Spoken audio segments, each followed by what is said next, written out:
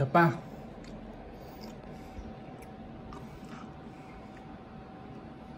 For this recipe, we need 2 cups of flour. Yan. And 3 tablespoons of melted butter. 1 teaspoon of sugar. And pinch of salt. So yung ginamit natin is unsalted butter. So naglagay tayo ng salt. Pag salted butter, huwag nilagay ng salt. 1 cup of coconut milk or gata ng nyog. Ayan, very creamy. So haluin lang natin hanggang mag-incorporate yung ating mixture. Halo, halo. Halo, halo, halo. Inid lang natin siya ng konti. So yung ating mat, nilagyan natin ng konting butter para hindi tumikit. So ininid natin siya hanggang maging smooth yung texture. Ayan. Tuloy-tuloy lang natin to hanggang maging smooth. Pag medyo basa pa guys, ano nyo na lang ng flour. Para medyo, pag hindi na siya tumidikit sa kamay, ibig sabihin, goods na yan ha. Pag ganyan na guys, ang ating dough at makinis na siya, hiwain natin siya ng mas maliliit. So, hiwain lang natin ng maliliit. Yan. So, unang step, hiwain nyo muna sa gitna. Parang hatiin nyo sa 4. And then, gagawa tayo ng parang log. Yung mahaba lang. Yan, pahabain natin. Para mas mabilis natin siyang mahihiwa ng mas maliliit. Yan. So, ganito na yung ating log. Ganito natin ang maliliit ha. So, gamit ang ating cutter. Cut, cut, cut. So, kayo na bahala magtansya kung gaano kalaki yung gusto nyo. Yan.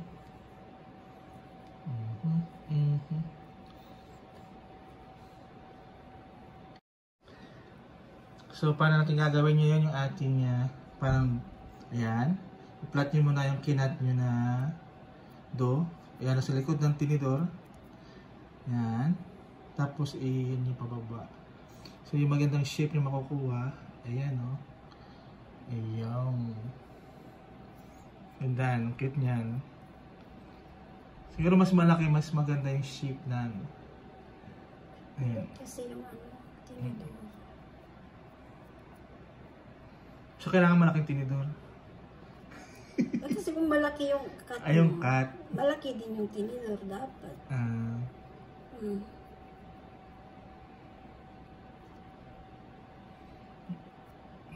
Iyan naman hindi ko makita. Hindi makita dito.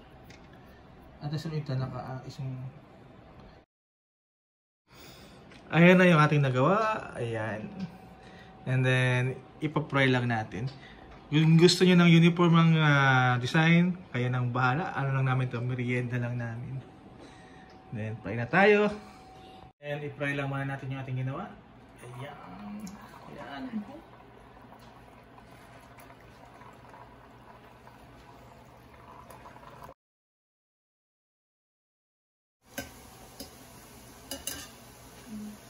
So, i-fry lang natin siya hanggang mag-golden brown. Hanggang maprito natin lahat yung ating ginawang dough.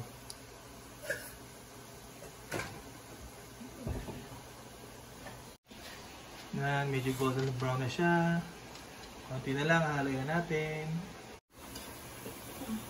Ayan, ready na. Oh, kaho na. Para siyang donut din. Donut boy.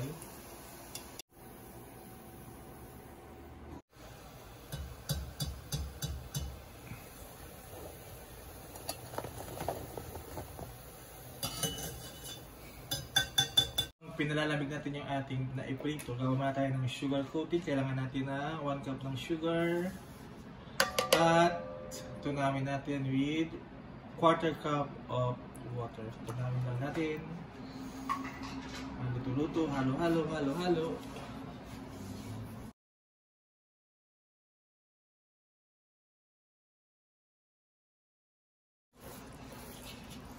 Pag ito na yung ating sugar coating, i-off na natin yung ating kalan.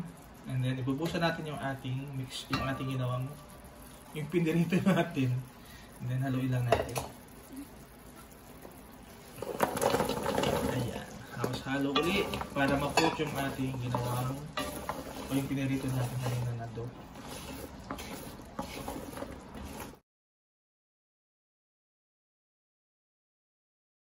Ito na yun guys, medyo pinalalamig lang natin nung inop na natin yung apoy, yung heat natin. Ayan na siya. Yung sugar coating niya. Ayan o. Sweet na naman to. Enjoy na natin and then palamigin lang natin, mainit yan eh. So, balik tayo later. Taste test na tayo ang ating snack for today. Snack lang namin ito guys ha. Marap! Marap na, pamarap.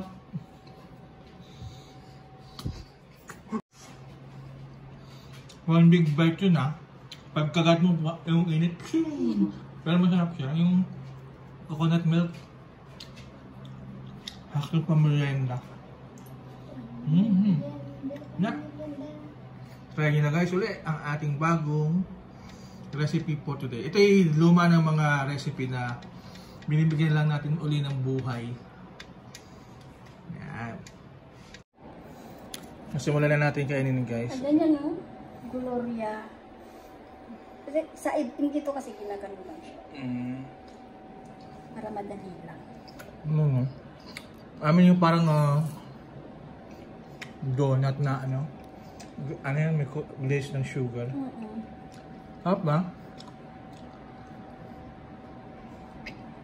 Sugar overload naman tayo.